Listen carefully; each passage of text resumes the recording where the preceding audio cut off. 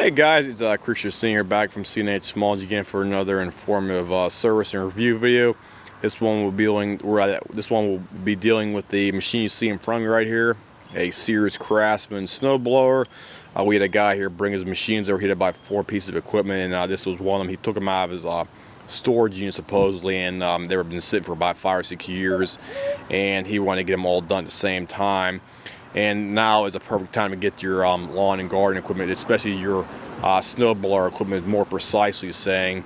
And we checked it out over here, and he needed a typical R&R, get the fuel system cleaned out, rebuilt. You also need a tune-up done on here. I need a new drive belt for the actual deck underneath here. I should say, not the deck, the actual auger assembly. Sorry about that, guys. And we got a machine all cleaned up over here. He's still got a little bit of overspray paint. It looks like somebody was actually spraying the storage unit. He was actually storing this thing, and he got some overspray in the machine, but it's not going to affect any kind of durability issues or anything else like that for that. And this has your typical 5 horsepower with a 22-inch cutting path, and this is considered a dual stage or 2-stage machine. This thing also has a 9-inch impeller right there directly behind your augers as well too. So it's overall, it's a I'd say it's better than your typical single stage machine, but it's not as big as your typical like a 10 horsepower, 12 horsepower one you do for like heavy duty driveways and stuff like that. This is a good machine for a light duty snow removal from a small driveway. So it's a step up from your typical single stage machine right here for it in terms of quality and overall durability as well too. It has a typical 5 horsepower engine from the Tecumseh.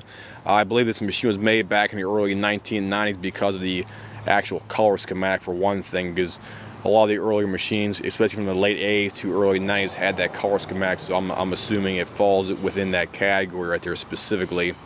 And this thing also has the electric starter on here as well too. See the electric starter down there on the side, and I'll also give you a picture of the actual model number of the starter on here specifically.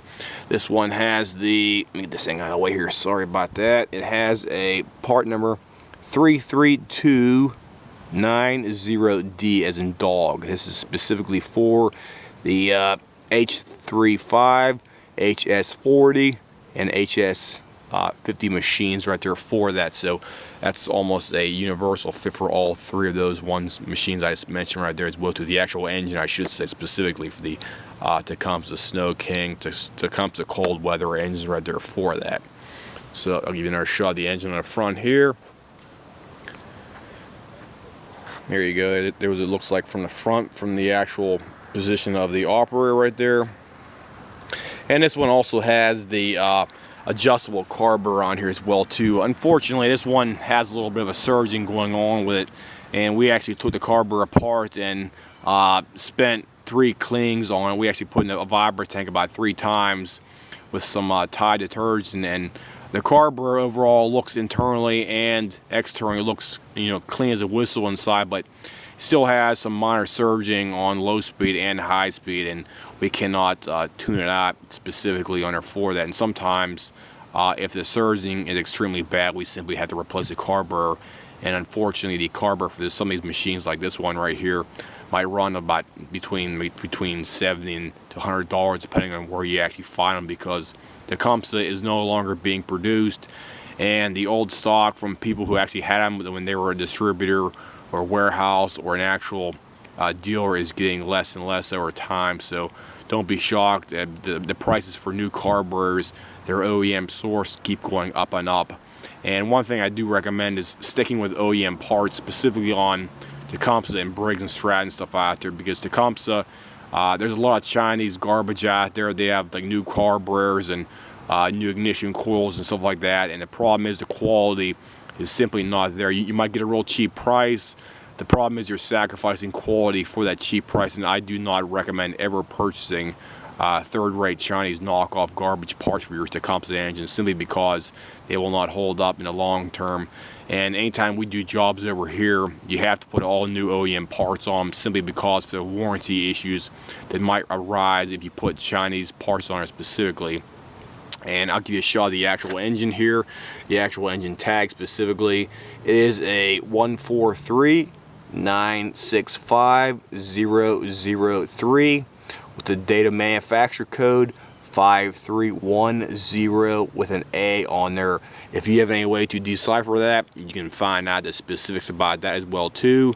And that's basically the rundown for the engine on there as well too, guys. So I'll go ahead and fire it up here for you and see how it starts up and acts.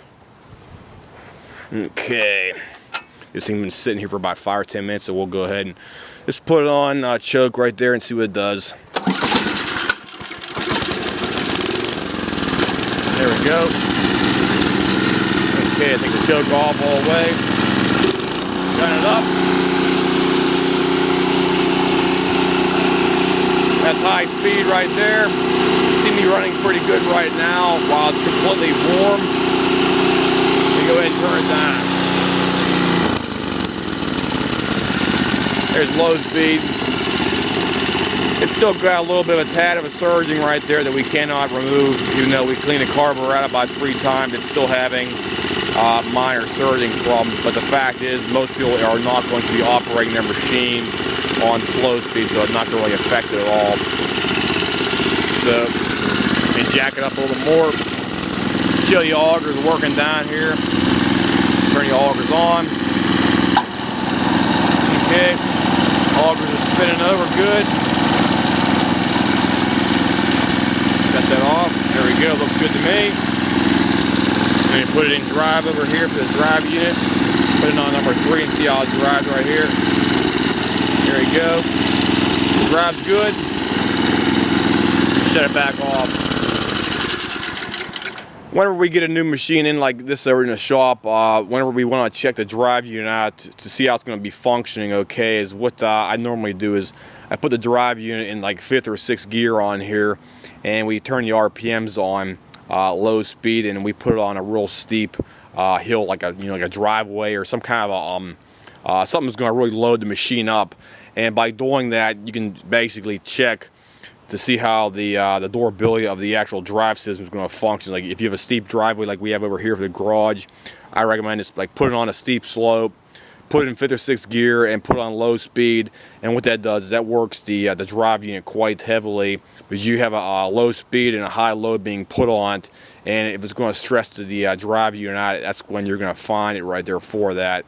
If it does stress it out, you might need some new belts, or the actual pressure plate in the drive belly pan underneath there. The machine is going to have to be cleaned up with some brake cleaner, or you might need a new actual drive wheel underneath there to solve the problems as well too. So that's the rundown for the typical Sears early 1990s, late 80s snowmobile, or I said snowblower. Sorry about that, guys. And it's a 5 horsepower with a 22-inch path.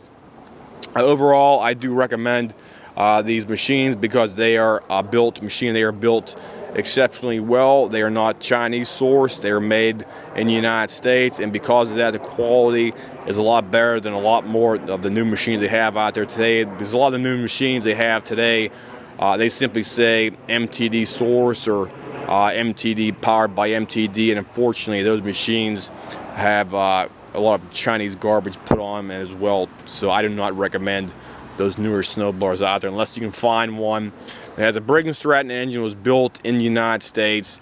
Or if you want to have a older machine, like a vintage machine, this is a definite good option right here for that. So I definitely give these machines 2 thumbs up in the overall quality and durability if you want to get something that won't break the bank, but it will actually last a long time right there for that. So if anybody has any comments, questions, whatnot, feel free to leave me a message here, and I'll try to answer any basic questions you have about something similar to this machine right here. So I'll see you guys.